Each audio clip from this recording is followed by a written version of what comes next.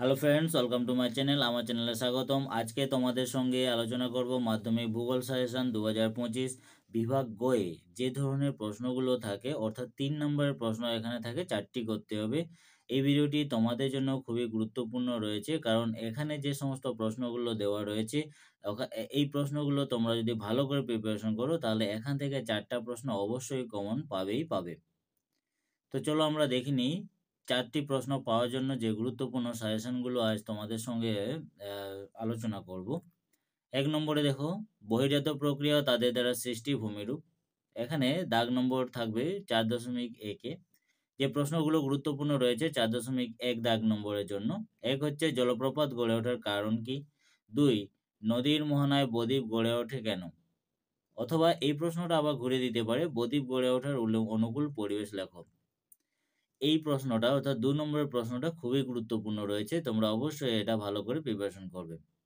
এবারে বায়ুমণ্ডল যে চ্যাপ্টারটি রয়েছে এখানে কিন্তু 4.1 দাগ নম্বরের প্রশ্নগুলো থাকে। এখানে যে প্রশ্নগুলো গুরুত্বপূর্ণ রয়েছে, মরু অঞ্চলে বায়ু কার্যের প্রাধান্য দেখা যায় কেন? এটাও ইম্পর্টেন্ট রয়েছে। ট্রপোস্ফিয়ারের উচ্চতা বৃদ্ধিতে উষ্ণতা হ্রাস পায় কেন? 3 নম্বরে সমুদ্রবায়ু ও স্থলবায়ুর পার্থক্য লেখো। এই যে পার্থক্য দুটো দেওয়া আছে, অর্থাৎ ঘূর্ণপাত ও প্রতিভ ঘূর্ণপাতের 3টি পার্থক্য, এই দুটো পার্থক্য অবশ্যই করা যাবে, কারণ এখান থেকে একটা পার্থক্য আসবেই। এবার নেক্সট, অনুদৈর্ঘ্য ও বারখান বালিয়াড়ি 3টি পার্থক্য লেখো। 6 নম্বরে অক্ষাংশ সমুদ্রপৃষ্ঠ থেকে উচ্চতা, সমুদ্র থেকে দূরত্ব কিভাবে সমুদ্রপৃষ্ঠের উষ্ণতার তারতম্য ঘটায়, এটা ব্যাখ্যা করো। 7 নম্বরে পৃথিবীর উচ্চ স্থানগুলির শীতল হওয়ার কারণ উল্লেখ করো। এরপরে চলো নেক্সটে বর্জ্য ব্যবস্থাপনা যে চ্যাপ্টারটি রয়েছে, এখানে 4.2 দাগ নম্বরের জন্য গুরুত্বপূর্ণ প্রশ্ন। প্রথমে আমি ভেরি ইম্পর্টেন্ট প্রশ্নটি দিয়েছি, এই প্রশ্নটা কমন প্রশ্ন এবারে আসবেই। বর্জ্য ব্যবস্থাপনার শিক্ষার্থীর ভূমিকা কি? অথবা এই প্রশ্নটা আবার ঘুরে দিতে পারে, বর্জ্য ব্যবস্থাপনার শিক্ষার্থীদের যে কোনো 3টি ভূমিকা সংক্ষেপে লেখো, আলোচনা করো। আবার এই প্রশ্নটা অন্যভাবে দিতে পারে, বর্জ্য ব্যবস্থাপনায় ছাত্রছাত্রীদের ভূমিকা লেখো। অথবা এই প্রশ্নটা আবার দিতে পারে, বর্জ্য ব্যবস্থাপনার শিক্ষার্থীদের 3টি ভূমিকা লেখো।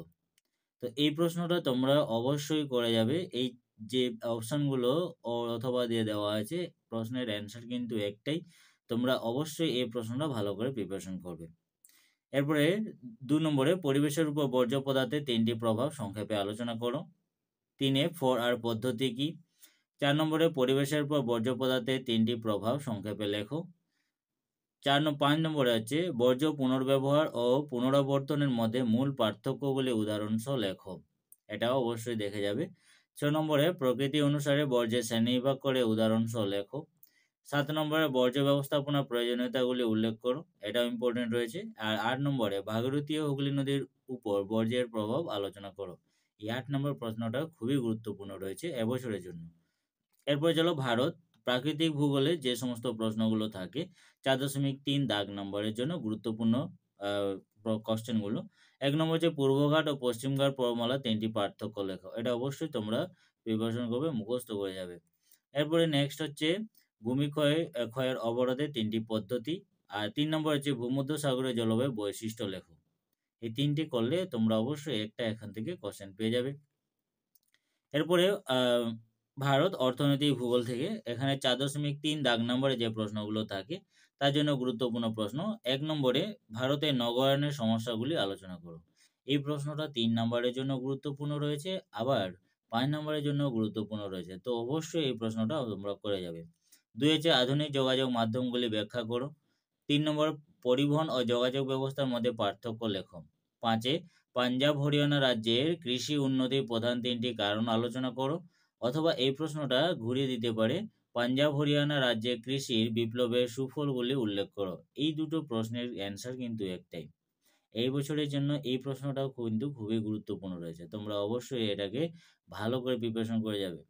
5 নম্বর হচ্ছে বনভূমি সংরক্ষণের উপায়গুলি কি কি? 6 নম্বর ভারতের সড়কপথ ও রেলপথের প্রতিটি 3টি করে সুবিধা লেখো। 7 নম্বরে ভারতে কৃষির 3টি গুরুত্ব লেখো। 8 নম্বরে রয়েছে ভারতে অরণ্য সংরক্ষণের 3টি প্রধান উপায় সংক্ষেপে লেখো। এই 8 নম্বর প্রশ্নটা গুরুত্বপূর্ণ রয়েছে। এরপরে 4.4 দাগ নম্বরের কোশ্চেন কমন পাওয়ার জন্য আজকে উপগ্রহ চিত্র ও ভূবৈচিত্র্যসূচক মানচিত্রের যে প্রশ্নগুলো রয়েছে তোমরা অবশ্যই এগুলো প্রিপারেশন করবে। 1 নম্বর হচ্ছে উপগ্রহ চিত্রের গুরুত্ব উল্লেখ করো। 2 সক্রিয় ও নিষ্ক্রিয় সেন্সরের মধ্যে 3টি পার্থক্য লেখো। 3 উপগ্রহ চিত্রের প্রধান 3টি বৈশিষ্ট্য সংক্ষেপে আলোচনা করো। 4 নম্বরে ভূ ও সূর্য সমলয়ে উপগ্রহের মধ্যে পার্থক্য লেখো। 5 নম্বরে ভূবৈচিত্র্যসূচক মানচিত্র ও উপগ্রহ চিত্রের মধ্যে পার্থক্য লেখো। 6 নম্বরে উপগ্রহ চিত্রের ব্যবহার ও গুরুত্ব লেখো। 7 নম্বরে জিওস্টেশনারি ও সানসিনক্রোমাস উপগ্রহের মধ্যে পার্থক্য লেখো। 8 নম্বরে ভূবৈচিত্র্যসূচক মানচিত্রের গুরুত্বপূর্ণ ব্যবহারগুলি লেখো। 9 নম্বরে দূর সংবেদন ব্যবস্থার সুবিধা ও অসুবিধাগুলি লেখো।